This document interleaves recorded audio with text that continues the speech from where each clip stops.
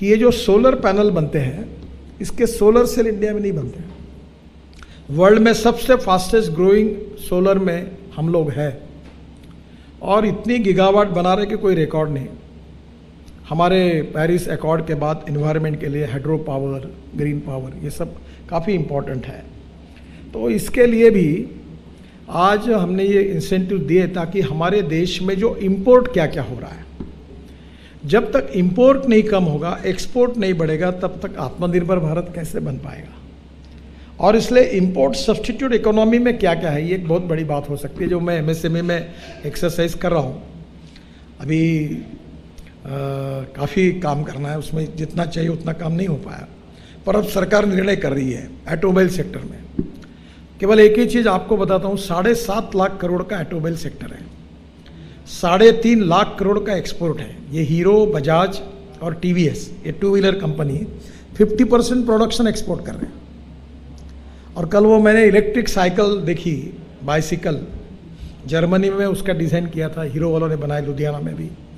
उसका market world का 6 लाख करोड़ का है और वो पूरी अब इंडिया में बनने लगी है। तो ये भी कम से कम इसी से हम लोग हमारे देश का 1 लाख करोड़ का एक्सपोर्ट बढ़ा सकते हैं और कितने छोटे छोटे लोगों को काम मिलेगा।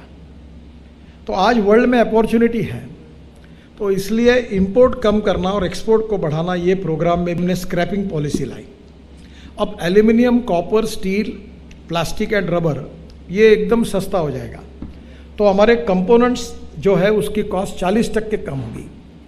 तो हमारे देश में मेरी ये कोशिश है, उद्दिष्ट है कि 5 साल के अंदर हिंदुस्तान वर्ल्ड का ऑटोमोबाइल मैन्युफैक्चरिंग हब बने।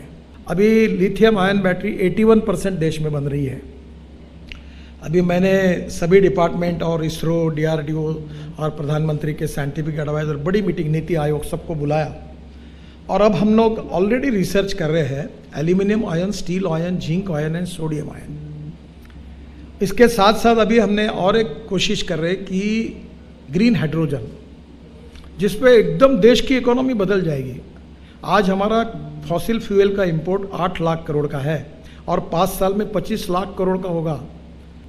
Ethanol, methanol, biodiesel, bio CNG, electric, इन सब पे हमारी गाड़ियाँ चलेगी। अभी मैं बिल्कुल दावा करता हूँ कि 2 साल के अंदर पेट्रोलियम कार, स्कूटर और डीजल बस, इसकी कीमत इलेक्ट्रिक बस, इलेक्ट्रिक कार और इलेक्ट्रिक स्कूटर के बराबर होगी, क्योंकि जितना वॉल्यूम बढ़ेगा उतनी कॉस्ट कम होती जाएगी, तो देश में पोल्यूशन ही नहीं होगा।